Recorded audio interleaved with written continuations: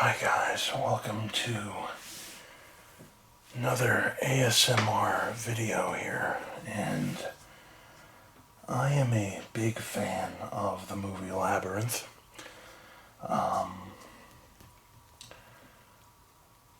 When I was younger, my mother used to tell me that I begged both my parents to go to Blockbuster all the time and rent the movie. And finally, my parents ended up just buying the VHS for me because I watched it and they rented it so much. It's one of my favorite movies of all time. David Bowie's incredible. Jennifer Connelly was my first crush. A lot of interesting characters that you meet along the way. And my favorite song in the movie by far is Magic Dance. And my second favorite song is most likely,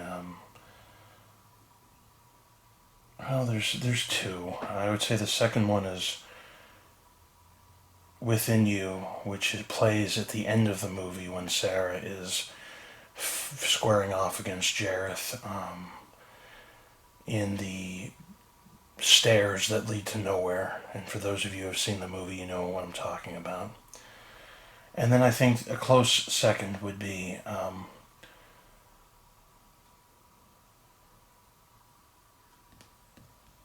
trying to think of the name of the song, As the World Falls Down. And that song plays during the ballroom scene. So this is a bestiary book. It is a definitive guide to the creatures of the Goblin King's realm. And it is illustrated by Iris Compiet, a foreword by Toby Froud. And Toby Froud, for those of you who don't know, was Toby, who played Toby the baby back in the movie in the 80s. And the whole book was written by S.T. Bendy. So let's look inside and see what there is to see here. Okay.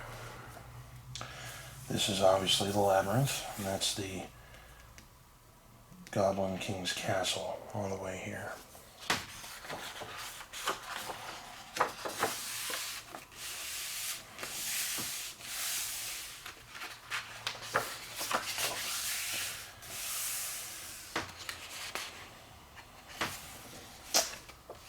So there's 158 pages of this book at least.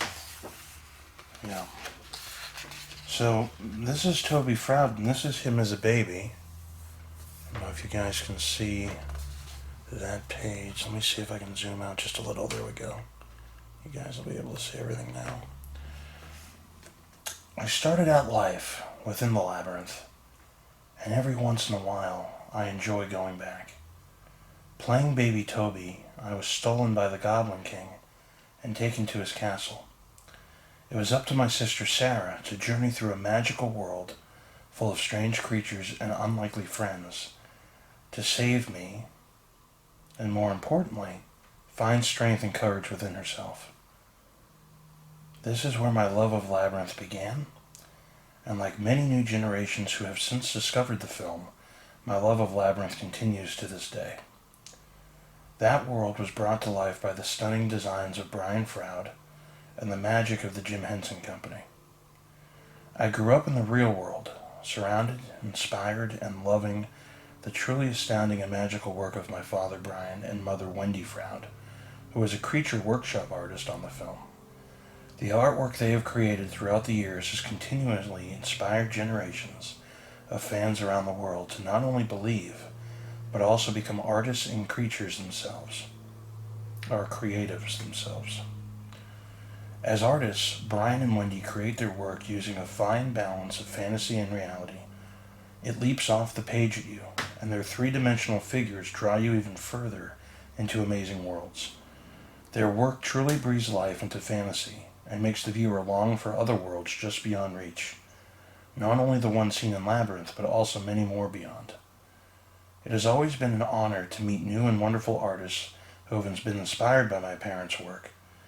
People who have taken that spark and using their own talents have made worlds and creations that they then bring to new audiences and generations.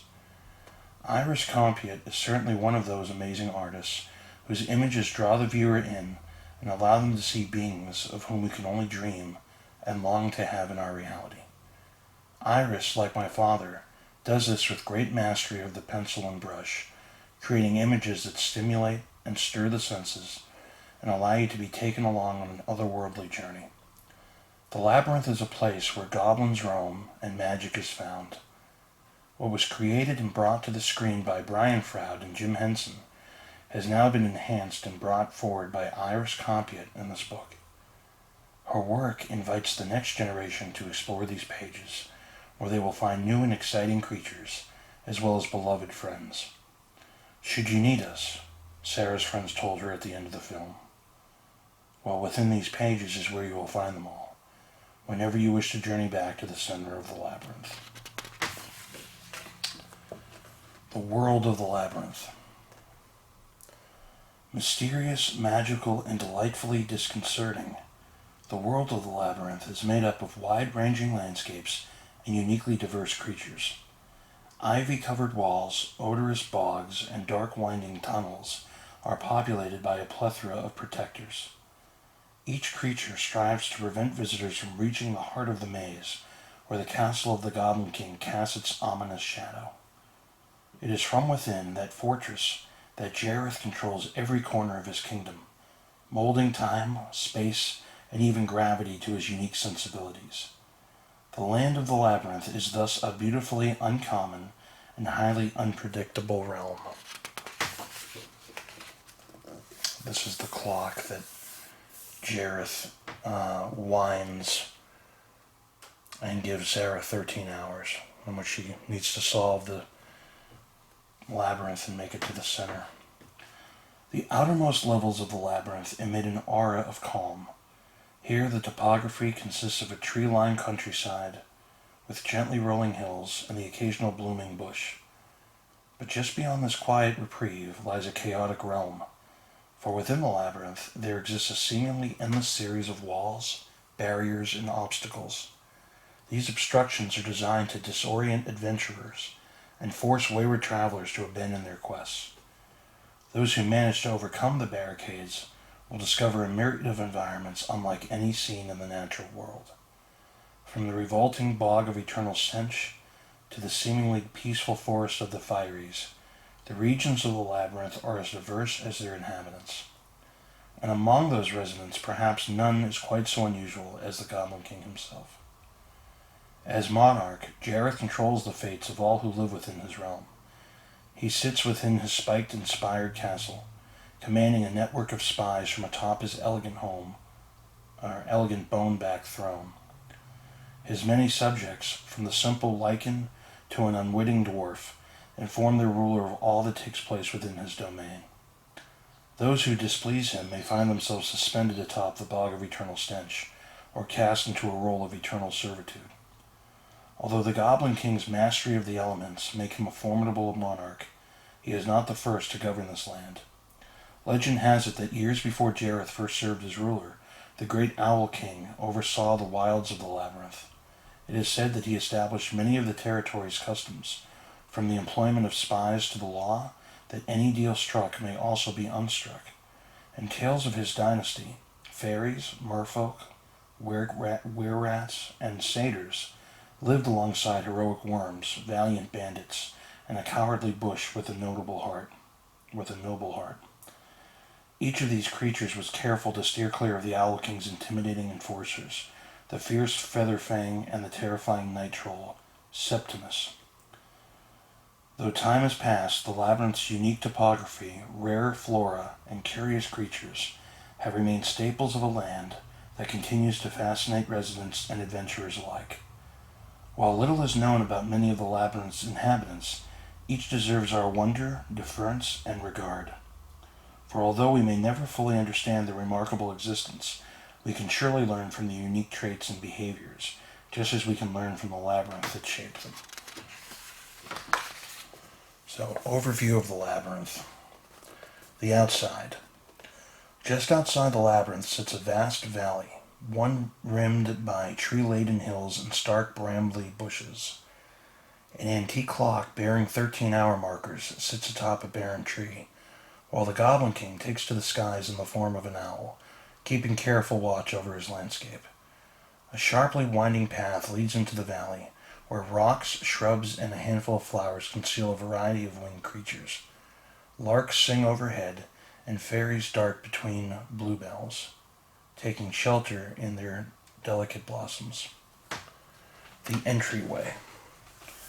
The outermost wall of the labyrinth is marked by a thick wooden gate.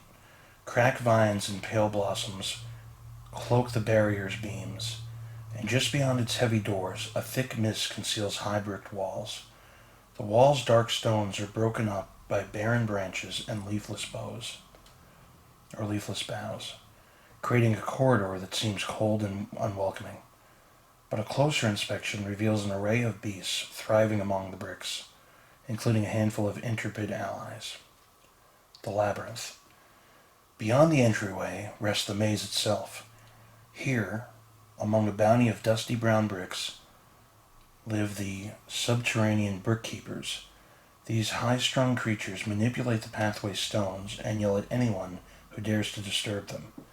Deeper into the maze, the four guards, a quartet of canine-like creatures, stand before a set of doors. These guards protect two distinct passageways, one that will guide travelers to the castle at the center of the labyrinth, and another that will lead to certain death. The Oubliette. On the opposite side of the guarded twin doors sits a cavernous hole, one that descends to a deep, dark shaft. The walls of this cylinder are wreathed with the helping hands, curious creatures that guide visitors toward their desired destination. These amenable and enthusiastic hands use both shapes and words to communicate their query to travelers. Would they prefer to go up or down? Those who elect to pass down through the shaft are deposited into an oubliette, a desolate stone cavern that serves as a holding cell for anyone the Goblin King wishes to forget. The Underground. Just outside the oubliette, resting directly beneath the maze itself, a sea of dark stone tunnels hosts a deceitful troop of troublemakers. These false alarms misdirect passerby, inaccurately informing visitors that they have stumbled off course. A deeper journey into the stony hallways uncovers rocks, cobwebs, and the clanging metallic cutters of a chilling contraption. Goblin cleaners pilot this multi-headed device as it barrels through multi-bladed device as it barrels through the tunnels, removing any debris and life forms from its path. Above ground. Above the underground's exit rests a light and airy landscape. It is here, set within a beatific sculpture garden, that the wise man dwells. This cryptic sage offers guidance to passerby, while his bird-like hat interjects with comments of his own. Nearby, goblin guards patrol the area on reptilian steeds, and thick hedges, green vines, and a wide leafy tree lead to the thick wooden gate that houses the door knockers. These continuous metal creatures have the power to grant access to the treacherous territories that lie on the other side of their doors.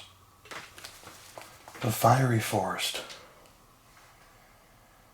Ferns, trees, and cobweb branches frame the entry to the forest, standing just beyond the door knocker's gate. Sparkling shrubs reflect the dim light of the woods, disguising a number of traps and hidden tunnels. This misty swamp-like terrain supports a multitude of life forms, including the wildly fierce Firies. These playful creatures are among the labyrinth's more resilient residents. Unfortunately, they fail to grasp the fact that human limbs are not quite as malleable as their own. The Bog of Eternal Stench. Beneath the walls of the labyrinth sits a perilous and putrid swamp, with its moss-cloaked branches and repulsive odor. The Bog of Eternal Stench is the labyrinth's most foul-smelling. Merely touching its water will cause a passerby to reek for the remainder of their life. Although such an environment may seem unthinkable or uninhabitable, the noble knight Sir Didymus finds the air to be sweet and fragrant. He makes his home in the Bog of Eternal Stench alongside his faithful steed Ambrosius. These champions watch over the bog's lone bridge, ensuring that no one crosses it without their permission. Then right up here we have the Junkyard. With rolling hills of junk as far as the eye can see, the region at the edge of the Goblin City houses a peculiar breed of beings. Junk people roam cluttered hills in search of treasure, carrying their finds in piles atop their backs. Though this region is considered unlivable by many of the Labyrinth's residents, it harbors a series of rooms used by the Goblin King to prevent travelers from infiltrating the Goblin City. Within these hidden cells, visitors are trapped in a fabrication of their own lives, a distraction that causes some to forget about their mission. They may be surrounded by familiar objects and engaged in beloved hobbies, but their home within the Junkyard is just a shell of their former reality. The Goblin City. At the edge of the Junkyard, double gates mark the entrance to the Goblin City. A sluggish, aging goblin guards the first of these gates, while the imposing behemoth Humongous mans the second. This goblin-controlled robotic sentry deters most trespassers from entering, but those who successfully bypass him will discover the winding cobblestone streets and densely packed stone slab structures of the Goblin City. Cats, mice, and a collection of chickens roam these roads, and winged beasts with long legs soar across the sky. Although much of the city has fallen into disrepair, it provides a safe haven for many of the Labyrinth's goblin residents. The Castle. The castle at the heart of the labyrinth is dark, cluttered, and beset by cobwebs. Despite its opulent architecture, the Goblin King's home is overrun with his untidy underlings. These goblins circle wildly around Jareth's throne, leaving food, garbage, and chaos in their wake. Although the castle has many open spaces, other areas are eccentrically cluttered. At the whim of its owner, the castle structure can shift into a multitude of forms, proving once again that the Goblin King controls everything within his kingdom. And this is the scene that the song Within You plays. These are the different steps that lead to nowhere, and Sarah sees Toby over here and she tries to run down and up steps to try to get to him, but he's always a step ahead, if you will. Visitors to the Labyrinth. Sarah Williams. Teenager Sarah Williams is a dreamer. A creative girl with an impressive imagination, she is thoroughly immersed in her own universe of make-believe. When Sarah isn't reading plays or rehearsing lines from whimsical plays, she's decorating her bedroom so it aligns with her vision of a fair and fantastical world. Stuffed animals, including her beloved teddy bear Sir Lancelot, costumes, and her prized music box are artfully placed to reflect Sarah's fanciful ideals. But it is the same sense of whimsy that causes Sarah such struggle. For while she would happily spend all of her hours dreaming, she is forced to contend with the occasional responsibility, such disappointments leading her to reach out to the unlikeliest of allies. When Sarah is asked to babysit her baby brother Toby, the infant cries so loudly that Sarah begs the Goblin King to take him away. But when Jareth does what Sarah asks, the shell-shocked girl demands that he release Toby at once. The enterprising monarch then negotiates a deal. If Sarah can reach his castle before the magical clock strikes 13, he'll allow her to take Toby home. But if Sarah fails to navigate the labyrinth, her baby brother will be forced to remain with the goblins forever. As Jareth disappears, Sarah rushes bravely into the labyrinth. She's determined to save Toby, and she doesn't have a moment to lose. Sarah's sense of wonder serves her well within the maze. Her familiarity with fantastical worlds ensures that she takes the labyrinth's unconventional encounters in her stride. And her willingness to suspend belief allows her to uncover walls, loopholes, and opportunities that others might miss. Sarah is comparatively fragile in a world of aggressive fairies, fiery foes, and the all-seeing Goblin King. But her determination and her love for Toby see her through the labyrinth's multitude of challenges. After all, the maze reflects Sarah's personal experiences, and through a series of arduous trials, it helps her develop her own unique strengths. She's so beautiful, Jennifer Connelly, in this. Within the confines of the labyrinth, Sarah is cut off from her everyday world. Gone are the chores, curfews, and day-to-day responsibilities, but in their place lies a momentously crucial duty, saving her infant brother from the clutches of the Goblin King. Though her adventures with the noble Septimus, his faithful steed Ambrosius, and the gentle giant Ludo, Sarah discovers the value of teamwork. In beginning with the obstinate dwarf Hoggle, she learns that life is not always fair. Through her confrontation with the Fieries, Sarah uncovers her own strength. And when faced with the loss of her brother, Sarah realizes that she doesn't truly want to be alone. As she soon discovers, sometimes a single selfless act can lead to a wealth of self-discovery. In her journey along the labyrinth's winding roads, Sarah learns that growing up doesn't require her to leave her childhood behind. Rather, she can carry pieces of her journey along with her and put them to use in new and imaginative ways. Toby Williams. As the apple of his parents' eyes, Sarah's cherubic baby brother lives a charmed life, or so his sister believes. But when Toby is captured by the Goblin King, he's ripped from the world he knows and thrust into one where creatures, goblins, and a highly erratic monarch live side by side in a chaos-filled castle. Despite the madness that surrounds him, Toby eventually adjusts to his new environment. In fact, he comes to view the goblins and their king as amusing entities, rather than the threats that his sister knows them to be.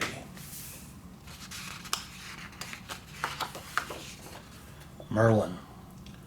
Sarah's faithful furry friend Merlin accompanies her on countless quests. From adventures through town to dramatic performances in the park, Merlin is Sarah's constant companion. The shaggy sheepdog's amiable disposition makes him a favorable foil for his owner's theatrics. And his optimistic approach ensures he never complains, even when Sarah races home in the rain and denies him entry to the warm, dry house. The loyal Merlin will always show up for his humans, wherever they may need him. Adventures of the Labyrinth. Despite its magic, or perhaps because of it, the Labyrinth can be an intimidating place. Many of its residents toil in deliberate obscurity, keeping their heads down to avoid the wrath of the Goblin King. But a select handful are born great, achieved greatness, or had greatness unwittingly forced upon them. While each of the Labyrinth's adventurers come to their roles in distinctly different ways, in the end, they form friendships that change not only their own lives, but the very fabric of the Labyrinth itself.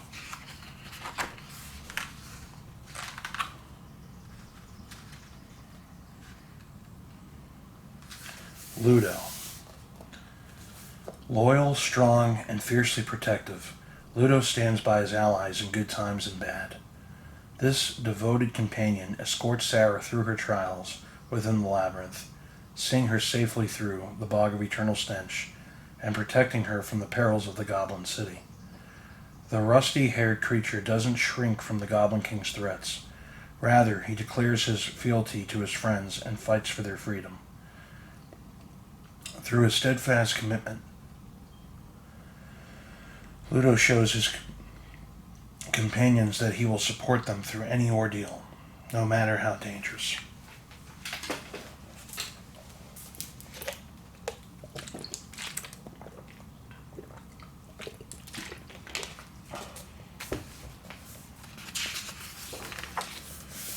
This scene here, for those of you who haven't seen the movie, they're towards the end of the movie, they're about to try to enter the Goblin's castle, or they're in the castle, I should say, or they're in the city, I should say, and they're about to try to enter the castle, but the Goblin army is trying to fight Sarah and her friends.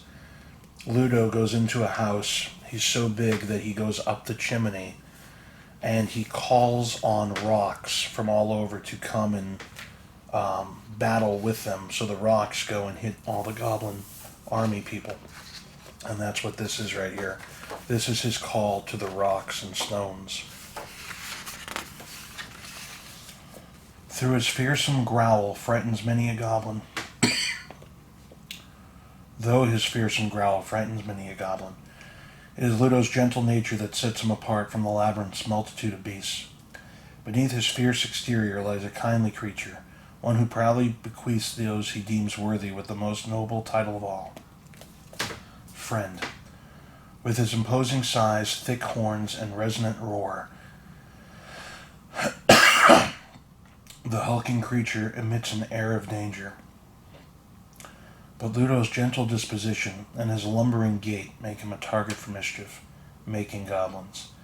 As a result, Ludo has developed unique ways to protect himself from the labyrinth's many dangers. Among his varied defenses, Ludo possesses the power to summon rocks. They gather at his bidding, providing an array of projectiles that he can launch at his opponents, or becoming stony footholds that he can build into a bridge. These tools are Ludo's most formidable defenses, and he uses them to protect his beloved friends.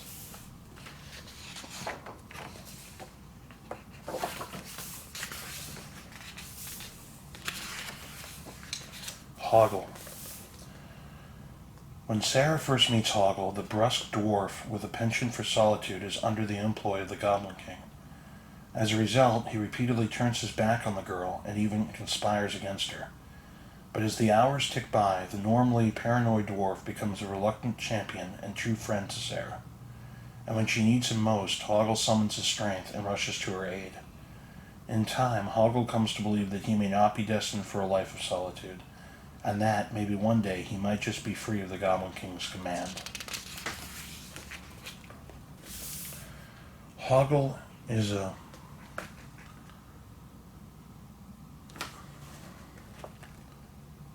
bipedal? I can't even read what this says. Hoggle is a bipedal humanoid being with a bulbous nose and protruding ears. He has a fondness for shiny objects, and proudly wears the plastic bracelet that Sarah offers as a gift. His diminutive stature leaves him at a disadvantage when facing more substantial creatures. To compensate, he's honed a strong survival instinct, one that drives him to act in his own best interest. Indeed, Hoggle has endured the labyrinth's many trials by keeping his head down, but he also aligns himself with dynamic allies, from the brave Sarah to the all-powerful Goblin King. This is a picture of Hoggle shooting a fairy, and Sarah catches him doing that in the beginning of the movie. She also catches him peeing into a river, but anyway. Hoggle's lack of athleticism and his desire to avoid conflict suggest he may never become the fiercest of fighters, but his ever-softening heart and growing sense of loyalty make him an advantageous accomplice for any visitor to the labyrinth.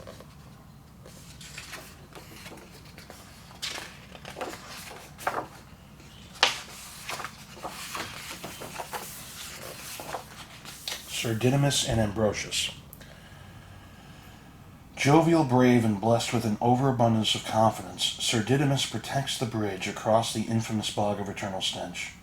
None may pass without his permission, and he screens potential pedestrians with the utmost scrutiny.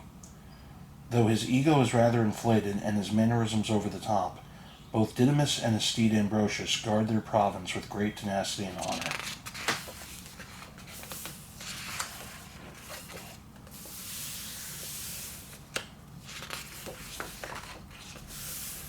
With his long whiskered eyebrows and spindly limbs, Sir Didymus is a most peculiar creature.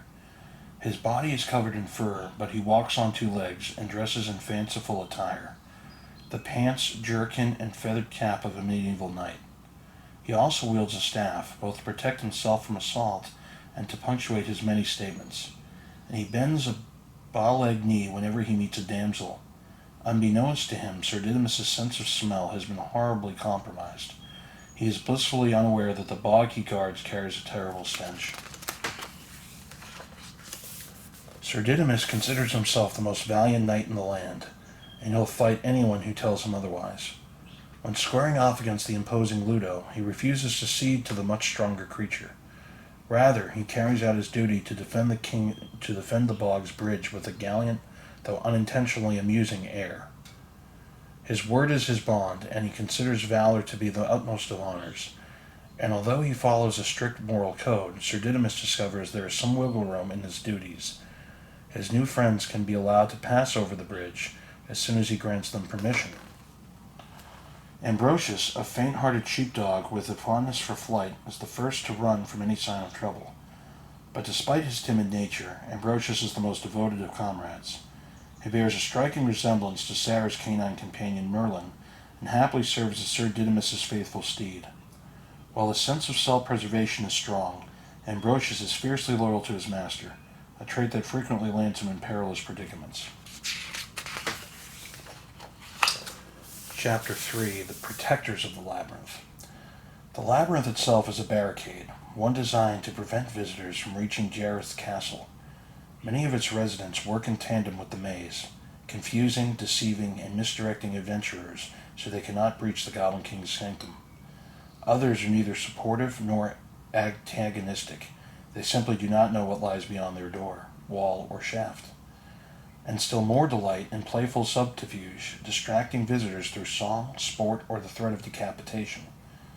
Through it all, each of these creatures shares a strong connection to the labyrinth, along with an uneasy allegiance to its intimidating monarch. Fairies.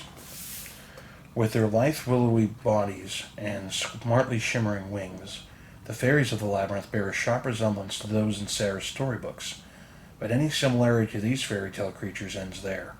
The fairies of the labyrinth are far from friendly and have no intention of granting wishes.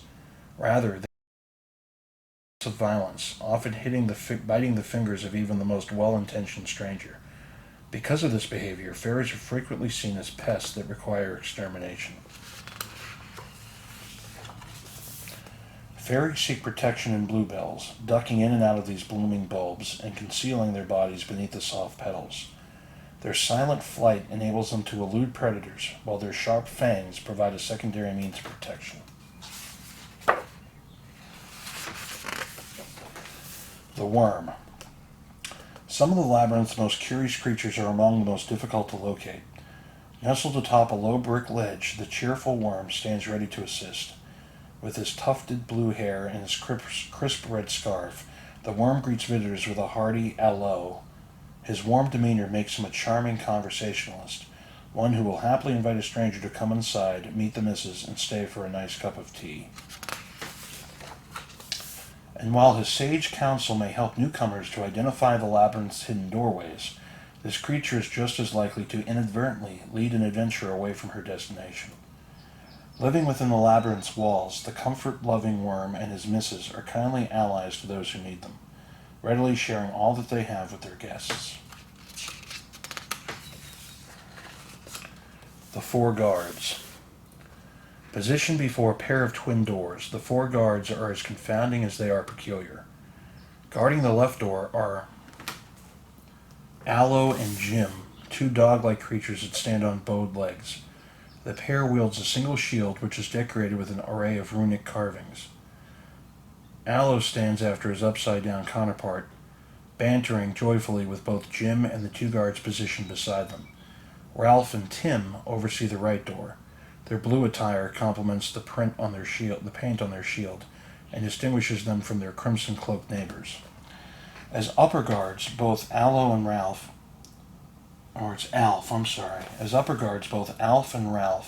live by a rigid set of rules. They are allowed to answer visitors' questions provided an inquiry is posed to only one of these watchmen. The guards must also answer all queries in a specific way. One shall always tell the truth, while the other will always lie. Although none of the four guards offers any direct answers, a well-posed question can yield useful information, if phrased correctly. The right query might even help a traveler journey safely through the labyrinth. Here they are. The helping hands.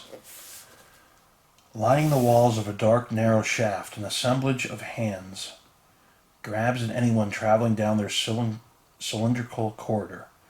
At first, these creatures appear alarmingly aggressive, but once they've gotten a sense of their guest, they are ready to be of assistance, a trait befitting their name.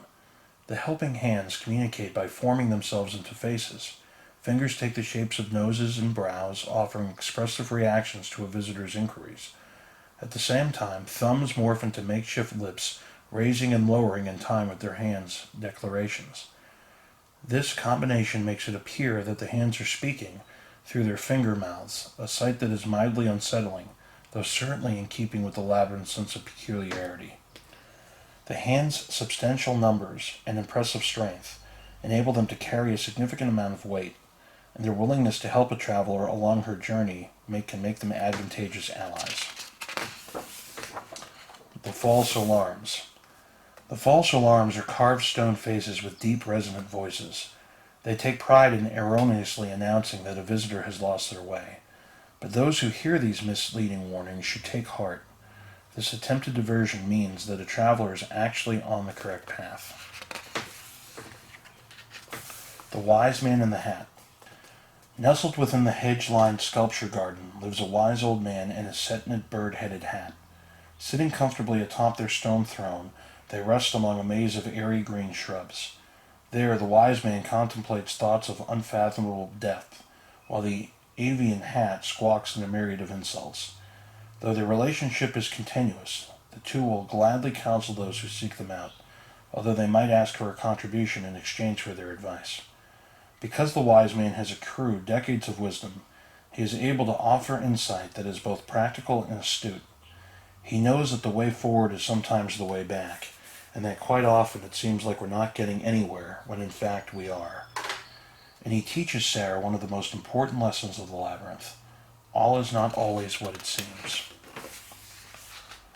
Perched atop the wise man's head, the hat interrupts, criticizes, and irritates his owner. His long neck and elevated placement give the hat a lofty perspective, not only on the world around him, but also on the unusual man upon whose head he makes his home. Although the hat often feels slighted, he is fiercely protective of the wise man. It is the hat who ensures that no one disturbs his companion's meditative moments, and who collects the tribute for the wise man's prudent counsel. The Brick Keepers. These subterranean creatures live beneath the bricks that make up the labyrinth's confounding pathways, and take great offense should anyone disturb them. The Brick Keepers walk on two legs and have long arms, sharp voices, and wild frizzy hair. Wearing elaborately embroidered garments sewn from fine materials, they slink about the labyrinth, careful to hide from passerby. When a Brick Keeper's path is upturned, or even just drawn upon by an artistically inclined traveler, it angrily reorients the stones so as to discourage further vandalism. Short of temper and gifted in verbosity, the vigilant Brick Keepers always make their feelings known. The Door Knockers. A peaceful garden rests between the obscured oubliette and the bog of eternal stench. The Door Knockers dwell there, among a lush maze of verdant box hedges. From atop their neighboring doors, these curious faces encompass a set of oversized knocking rings.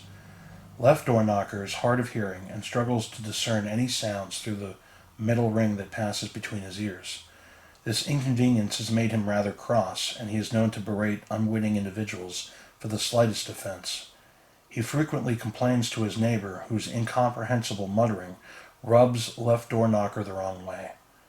Despite his circumstances, Left Door Knocker stoically performs his door-guarding duty, though he has no idea what lies on the other side. From his perch atop his thick wooden door, Right Door Knocker fires off mumbled retorts, largely unintelligible owing to the enormous ring wedged into its mouth. Right Door Knocker's counsel is often misunderstood. His continuous relationship with his crotchety counterpart makes conversation difficult, but it is timeless advice, knock and the door will open, that ultimately guides Sarah deeper into the labyrinth. The Fireys. Now, these creatures, there's a song which is one of my least favorites, and really this scene is one of my least favorites. I hate it. But these guys can throw their heads around and throw their body parts around and switch body parts with other beings like themselves. And there's a song called Chilly Down with the Fire Gang. But the song itself is called Chilly Down, and I'm just not a fan of it. But anyway. The Fireys. Enthusiastic, excitable, and just the slightest bit unhinged, the brightly colored Fireys thrive on chaos. These good-natured troublemakers seek fun in any form, greeting visitors to their forest with exuberant laughter. When asked, they will cheerfully disclose their desire to have a good time. However, anyone averse to combustion, disorder, and the possibility of dismemberment is advised to steer clear of their revelry. The Fireys are two-legged creatures with long arms and dexterous fingers. When struck against a rugged surface, the tips of their digits erupt in a blaze. This ability, paired with their layers of flame-headed hued fur, lends the Fireys their apt name. Their coats stretch from torso to head, leaving the Fireys' legs and arms bare, and thereby less likely to erupt when hit with errant sparks. Expressive ears reflect these creatures' moods, flexing and flopping in time with their owner's fervor. The Fireys use their long tails for balance and often incorporate them into their dynamic dancing. Due to their intrinsic sense of rhythm, the Fireys are frequently found tapping out tempos in a wide range of objects. Perhaps the Labyrinth's most notable malleable beasts, the Fireys have the unique ability to detach segments of their bodies. Limbs, heads, and eyeballs can easily be removed without lasting repercussions. Reattachment is a straightforward process. One needs simply prop a leg or head back into place. Fiery eyeballs, however, must be swallowed whole before they can be returned to their sockets. The Fireys are communal creatures. They live in family units or fire gangs and work together to fulfill their life's purpose of having fun. The Fireys find amusement in the simple things, from games of kick the head to the rearranging of body parts. Although their social structure appears to be lawless, the Fireys actually live by a hard and fast rule. You're only allowed to throw your own head. Swamp creatures. These slow-moving creatures flit about their home in the Bog of Eternal Stench. They live in the foliage alongside the marsh, where they build nests from reeds and errant twigs. Their long necks and sharp beaks give them a bird-like appearance, and they peck viciously at anything that remotely resembles a berry. Swamp creatures use their dexterous hands to snatch aquatic bugs from just below the water's surface. But all swamp creatures know that if they linger too long, they might be ensnared by one of the region's many predators, including the long-snouted fish that leap from the water to swallow prey whole. Swamp spiders. These four-legged critters, with their confounding, curiously eyes, scuttle about the Bog of Eternal Stench. They spin their webs among the plant-lined banks and feed off tiny insects that frequent the watering holes. Though they may look friendly, they carry a sharp bite, one that causes their victims to swell, itch, and in some cases dissolve into fits of hysterics. The Eye Lichen. Interspersed throughout the labyrinth are the Eye Lichen. These keenly observant creatures watch over the maze, carefully studying everything around them and reporting their findings back to the king. They alert Jareth when travelers bypass an obstruction, and they warn him when a resident is working against his best interests. The eye lichen grow on walls of the maze itself.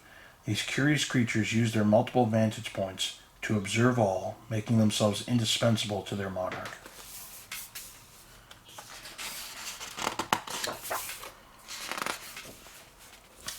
The Goblin King and his court. At the heart of the labyrinth stands the castle beyond the Goblin City. The home of the Goblin King is as cavernous as it's cold, with cobweb caverns and cathedral-style ceilings. The structure serves as a sanctuary for the eclectic man who oversees this whimsical world, and for the gabble of goblins that make up his court. The castle itself is an architectural anomaly. It features the standard rooms, nooks, and hallways one might expect of such a fortress, yet presents those spaces in unorthodox ways. Rather than boasting a single grand staircase, the The castle of the Goblin King has an entire room filled with stairs, each staircase observing its own gravitational pull. Jareth the Goblin King. The Goblin King rules from atop his curved throne, overseeing his minions with barely contained disdain. The goblins within Jareth's court serve a multitude of functions, preparing meals, protecting the castle, and offering the ruler diversions from the onerous task of governing. Those who have earned the Goblin King's favor are entrusted with prized possessions, from serving as valet to escorting important guests. Though easily distracted, the members of the court remain ravenous in their desire to appease their master. The Goblin King is a masterful manipulator. When he captures the infant Toby, he knows that Sarah will follow her brother into the labyrinth. Jareth then draws on his multitude of disguises, deceptions, and illusions to ensure that the siblings remain trapped within the maze. Despite his solitary nature, Jareth hopes that Toby might succeed him to the throne, and that Sarah will remain with him as a pivotal part of his world.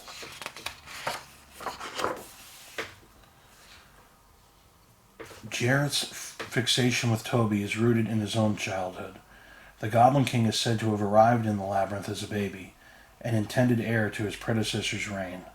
Jareth sees similar potential in Toby, and works tirelessly to prevent Sarah from rescuing her brother.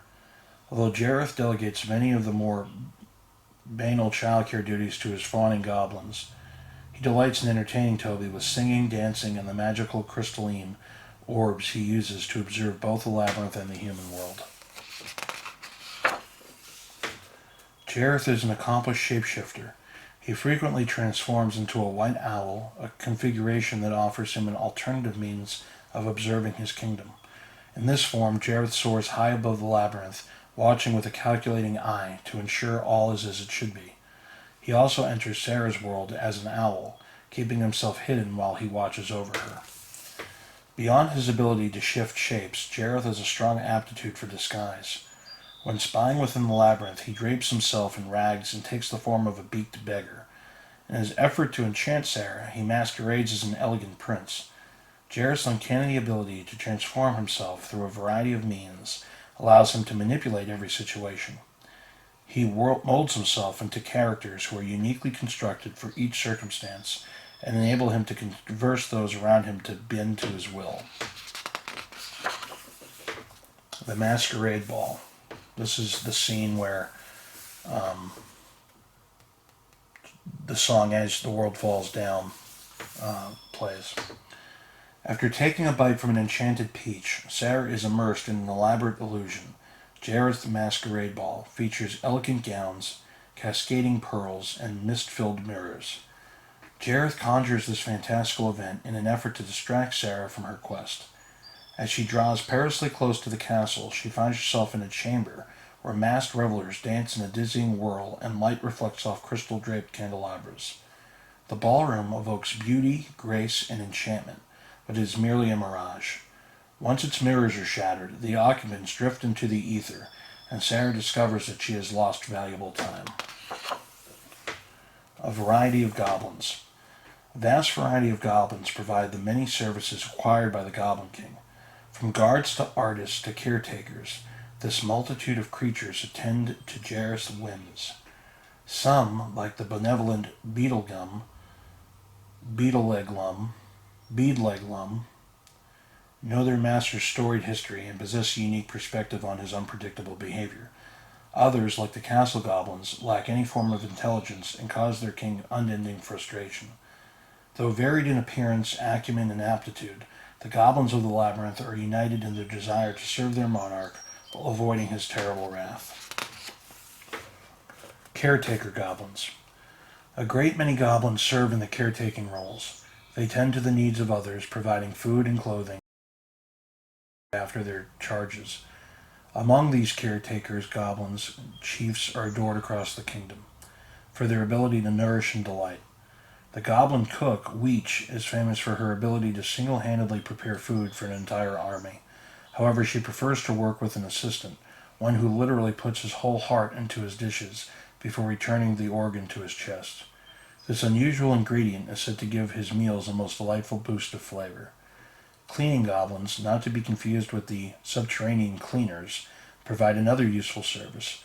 They venture across battlefields and other regions where limbs might have been lost. On finding an errant body part, they place it inside a hollow, can-shaped goblin by the name of Malocious. Cleaning goblins might also team up with the royal mail clipper, tidying up after this caretaker as he clips fellow goblins' fingernails and toenails. Because the clipper leaves behind a trail of dismembered digits, he is said to be the reason that the labyrinth has so many three-toed goblins. The Goblin Army. The labyrinth is inherently dangerous, and kings have long employed soldiers for its defense. The Goblin Army is made up of multiple units, each of which utilize a particular method of attack.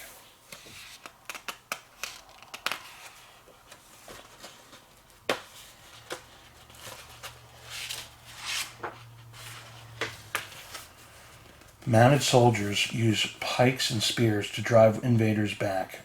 Bombardiers wield cannons to force retreat, and foot soldiers chase unwelcome visitors through the streets. Each platoon is unyielding in its approach. After all, the kings of the labyrinth have never tolerated failure, and their soldiers wouldn't dream of disappointing them. You have this as well.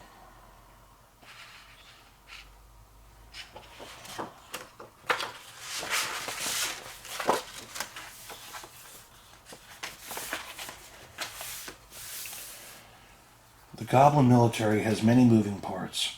In addition to soldiers, the Labyrinth's kings have also employed scouts on reptilian steeds, who gallop through the maze bearing lances and flags as they scour for unwanted visitors. Target goblins are deployed during military exercises. They offer themselves as bullseyes, helping their comrades to practice their aim. And rear protection goblins ride backwards into battle, forming a unit that is at its most formidable while exiting a skirmish. Although goblin brigades may appear unorganized, the soldiers of the labyrinth readily rush into battle when they hear their call to arms. Halt and all that. Goblin weaponry. Goblin soldiers carry an assortment of weapons, from pikes to spears to spiked balls. Some are forged by blacksmith elves, while others are crafted through less traditional means. Goblins have many unconventional weapons at their disposal, including the dream pick, a device that is capable of piercing dreams. Angst plugs are attached to a goblin, bottling up the victim's fears and causing them to explode in a fit of diffidence. And the mere swipe of a luck ladle can wipe away an entire lifetime of good fortune.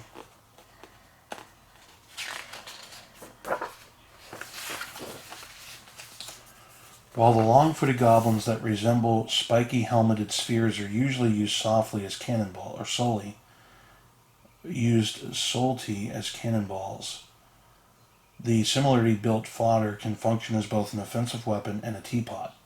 Goblins' general eagerness to please, along with a respectful fear of their overlord, make them highly amenable to a life of service, regardless of what that might entail.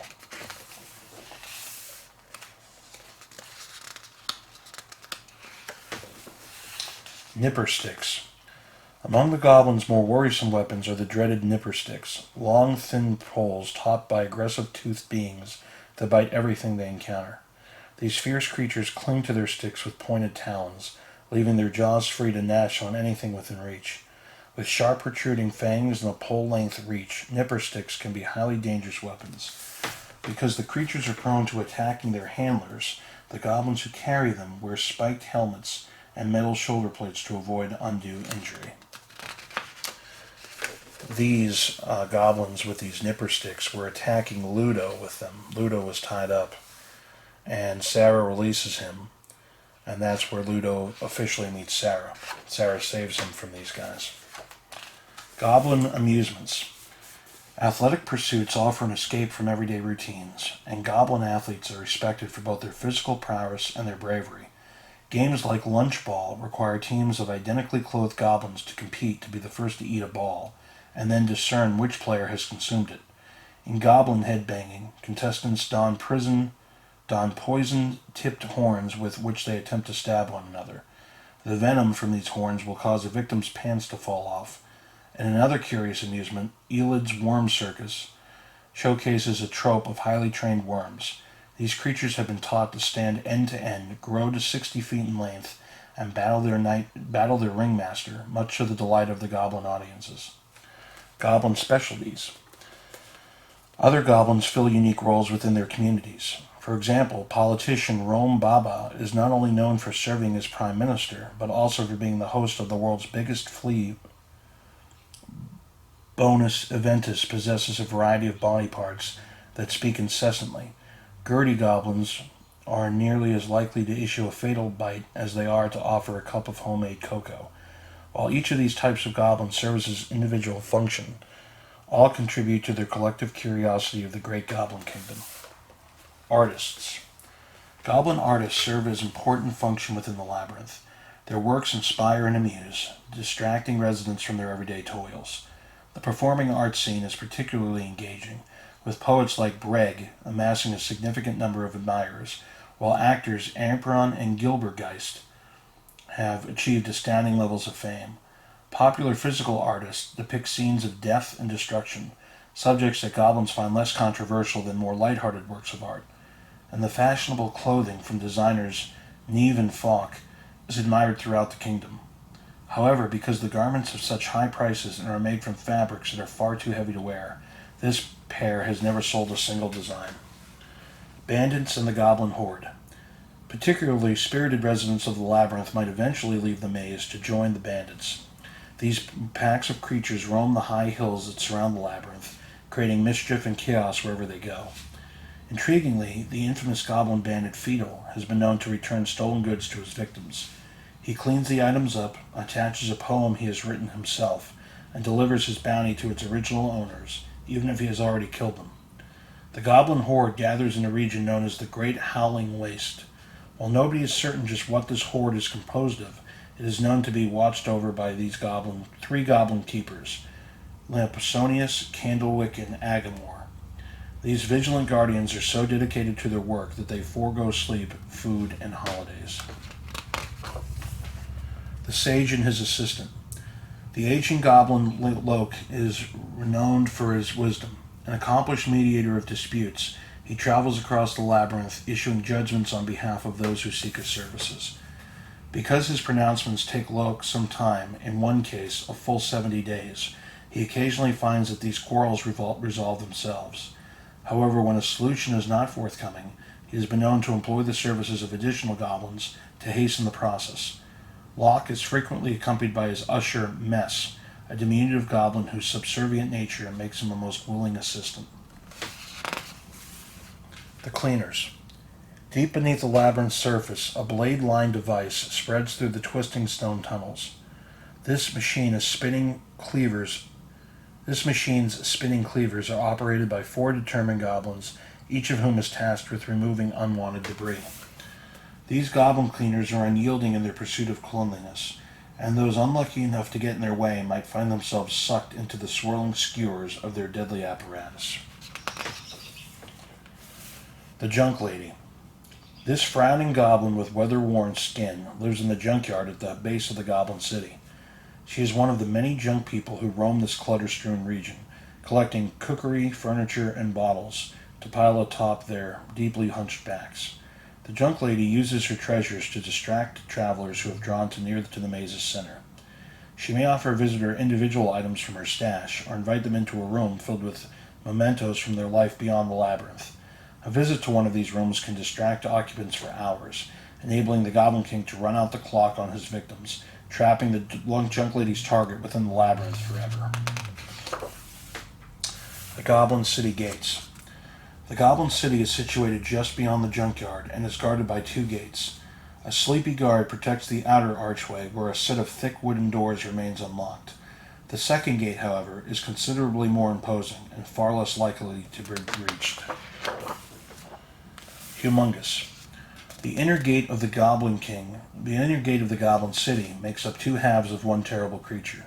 When the doors close and the halves join together, they emerge into the frightening form of Humongous. This massive armored guardian emerges from the gates as a fully formed metallic monster. His gaping mouth and glowing eyes strike fear into even the bravest of hearts. But Humongous is merely a machine, one controlled by a small goblin situated within Humongous's cavernous head. Once the goblin detaches Humongous from the doorway, He uses a lever to operate the machine's twin-headed axe. This formidable weapon is capable of shattering stone, spraying sparks, and destroying buildings. Once unleashed, Humongous makes for a truly terrifying adversary. Because of his immense size, mechanics, and goblin-controlled design, Humongous's movements are stiff and uncoordinated. His erratic gestures foretell his trajectory, allowing an alert opponent a few precious seconds to defend against his attacks. Therefore, despite his intimidating nature, it is possible to defeat Humongous, though he should never be underestimated. Home of the Goblins. The Goblin City is an aging, run-down township that houses many of the Labyrinth's goblins. Though its rooftops are shabby and its walls falling apart, it provides a welcome respite for the countless residents who call it home.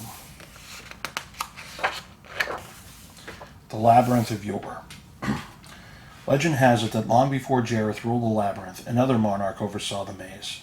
This Labyrinth of Yore was supposedly influenced by the architecture of 18th century Venice and governed by the all-powerful Owl King. It's said that the king ruled the labyrinth with an iron grip, using his network of spies to ensure that everything unfolded according to his plans. When the Owl King determined that his son, Sir Scuban, was unfit to take the throne, he reportedly captured the infant Jareth and vowed to make the baby his heir. But the king's true intent was shockingly sinister.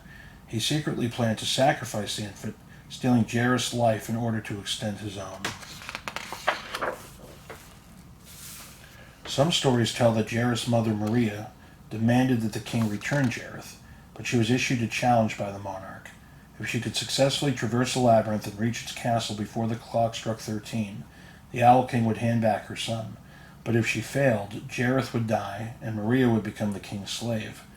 Determined to save her child, Maria teamed up with a trio of adventurers to fight through a goblin graveyard, cross a cluster of burning bridges, and outsmart both swamp goblins and gondoliers, unscrupulous gondola drivers, known for stealing both time and possessions. Although Maria and her friends did eventually reach the castle, she found herself unable to fully free her son. When the Owl King died, it was Jareth who became the labyrinth's ruler, and in a nod to his predecessor, developed the ability to transform into an owl. The Owl King's legendary labyrinth bore many similarities to its later incarnation under the Goblin King. Like its counterpart, the Labyrinth of Yore housed an unbending monarch in hospitable environments and a gaggle of curious beasts. But this fabled labyrinth held particular darkness, one brought about by its calculating king and his desire to reign in perpetuity. Carnivorous beasts guarded the castle, while its nursery housed a timorical doll that demanded impossible answers. Skyfaring prison ships sailed through the clouds, and the night troll terrorized anyone who dared to cross the king. But even within this darkness, there were shining sparks of light. The conflicted knight Sir Scuban, the gentle bloom Tangle, and the brave revolutionary Sybil all longed for a world in which they controlled their destinies. It would take a chance meeting with Maria to launch each on their quest, but these adventurers would one day challenge the Owl King and discover that friendship can be an overwhelmingly powerful force. The Owl King. The Owl King oversaw the labyrinth with an unyielding will. He surrounded himself with the fiercest of allies, feeding his foes to his winged lion guard, the Featherfang, and sending his might troll, Septimus, to execute his enemies. When Maria encountered him, the Owl King was cruel, unpopular, and near the end of his natural life. But even so, anyone who dared to defy him quickly found themselves silenced. The Owl King was said to be as cold as he was calculating. He hatched a murderous plot to extend his own life and obliterated anyone who stood in the way of his goals.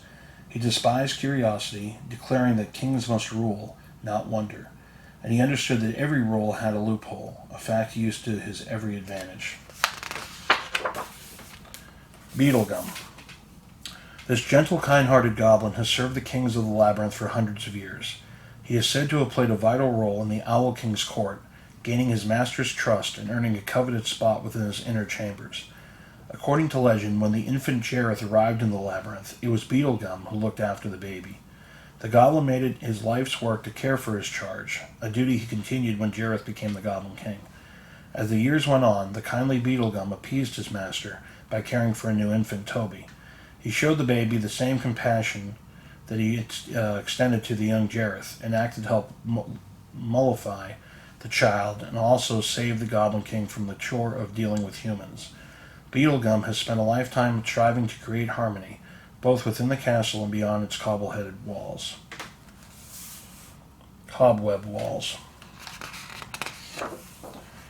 Featherfang. Tales tell that in the earlier version of the Labyrinth, a massive winged lion was carved into the gates of the Owl King's chambers. This enormous beast stood on 3 wide paws, while the 4th gripped a frighteningly sharp sword. When challenged, the Featherfang would come to life, breaking free of his door before launching himself at anyone who tried to enter his master's sanctuary.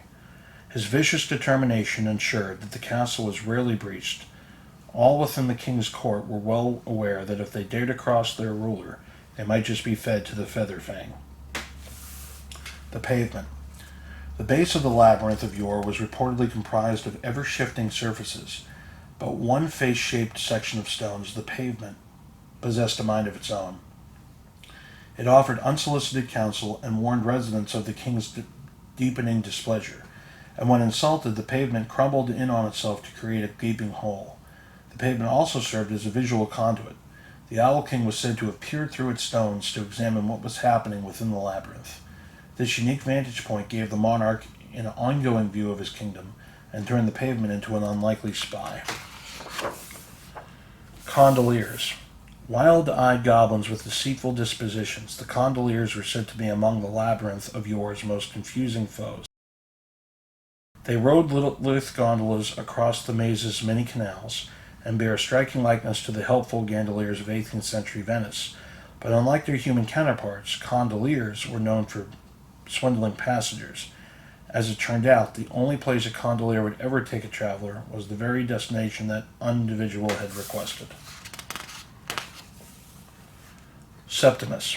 Legend has it that the Owl King's pet, Shadow, spread terror across the labyrinth. Septimus's twin-horned head and sharp-toothed jaw made him a fatal assailant, and the rows of spikes across his broad back offered a degree of protection from counterattack. Septimus apparently existed to do the king's bidding. This night troll was similar in build to the great beast Ludo, but the creature's resemblance ended there. While Ludo was both gentle and loyal, Septimus was cruel and utterly uncompromising. He took pride in his role as the king's executioner, and eagerly moved from one kill to the next. Sir Scuban. This aspiring bandit repeatedly possessed a deeply conflicted soul. Sir Scuban had hoped to join a bandit horde in the Great Howling Waste, but was forced to abandon his dream when he found himself unable to locate the labyrinth's elusive exit. Although it said he rescued Maria from the clutches of a swamp goblin, it seems Sir Scuban only did so in order to steal from her. To his great embarrassment, the knight carried a deeply shameful secret. Although he wanted to be mischievous, chaotic, and ridiculous, he was cursed with the most awful burden a goblin could carry, a noble heart. Sir Scuban's curse was even more humiliating on account of his lineage. As the son of the Owl King, he wanted nothing to do with his heritage. After stealing a piece of chalk from Maria, he was overwhelmed with guilt and gifted her his royal ring as a trade. And as their friendship developed, Scuban chose to help Maria save her son's life. As the years went on, Scuban learned to follow the desires of his heart. Reports say that he eventually became a bandit and achieved his dream of exploring the Great Howling Waste. Tangle. This gentle walking rosebush was said to possess wild thorns, spiky arms, and the ability to grow on command. When threatened, Tangle could elongate, extending willowy limbs to ward off attackers. Tangle was reportedly both male and female and possessed an extremely gentle heart. Tangle longed to embrace friends, but the bush's thorny branches kept everyone at arm's length. Stories say that Tangle encouraged companions to focus on solving one problem at a time, a strategy that paid off when Tangle, Sir Scuban, and the brave worm Chili joined Jareth's mother on her quest to save her child. Although the group was unable to free Jareth, they successfully thwarted the Owl King's plans to do away with the child. Years later, Jareth showed his gratitude by commanding Tangle's Goblin Flies to hug the gentle creature at least once every day. Goblin Flies. It's said that the Goblin Flies are small winged creatures with goblin-like faces. Their heads were covered with colorful hats, each of which was decorated to resemble a ladybug, butterfly, or beetle. They were also known to have sharp stinging bites that caused recipients to fall into a disoriented mental state. Despite this troublesome habit, Goblin Flies spread joy through kinds of acts. When ordered to embrace Tangle, they performed their duty with cheerful smiles.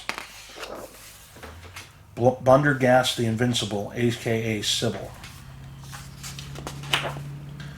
As a great goblin leader, Bundergast the Invincible was a Labyrinth legend. The revolutionary was rumored to be as large as a castle, with a spike-covered body and a tendency to carry ale barrels wherever he went. He was prophesied to ignite a full-scale goblin rebellion, which led an eager army of aspiring rebels to hole up in a sewer and await his arrival. However, reports say that during a goblin census, an administrator inadvertently made a clerical error that transferred the name intended for the fierce goblin revolutionary to a tiny pink worm. The name of the great warrior, Bundergast the Invincibles, was thus gifted to Sybil, who adopted her nickname as a shortened version of Invincible. Although she was tiny, Sybil was said to have more than lived up to her title. She abhorred bullies, fought for fairness, and apparently helped Jareth's mother recover her son. Sybil embraced her revolutionary role by wearing a bow, a cape, and a pirate hat. It was her fervent desire to help each of her friends make their dreams come true. As years passed, Sybil reputedly became both a hero and a legend. She took her place among the realm's many celebrated champions, each of whom braved dangers, faced hardships, and worked alongside their fellow adventurers to overcome the greatest and most perilous obstacle of all, the Labyrinth. And that is the book.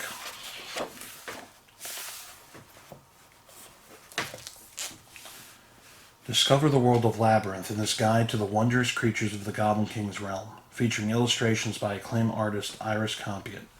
From Ludo to Sir Didymus to the Goblin King's legion of mischievous minions, Jim Henson's Labyrinth is packed with wondrous beings and chaotic critters. For the first time, this deluxe volume brings their world to life through the stunning art of acclaimed illustrator Iris Compiat, who also did the Dark Crystal Bestiary, the definitive guide to the creatures of Thra. Exploring the nature and behavior of each creature through original illustrations and insightful text, Jim Henson's Labyrinth Bestiary covers not only the beloved 1986 movie, but also the wider world of the Goblin King's realm, including the hit comics and the original novelization. A gorgeous volume filled with incredible creature artwork, this is a must-have book for fans of Labyrinth, Jim Henson, and the fantasy genre. Marrying the sensibilities of Iris Compiat and Jim Henson and Brian Froud is a match made in heaven. She understands and enhances the darkness and charm that made the original classic work, but adds her own dark spell and wit to this bestiary. And Guillermo del Toro, the director, famous director, quoted that. So guys, thanks for watching Labyrinth Bestiary. Please like, subscribe. If you have any comments in the section below, please feel free to tell me. And stay tuned because we have a Munch Pack unboxing coming up in the next video. I'll see you guys later. Thanks for watching. Bye.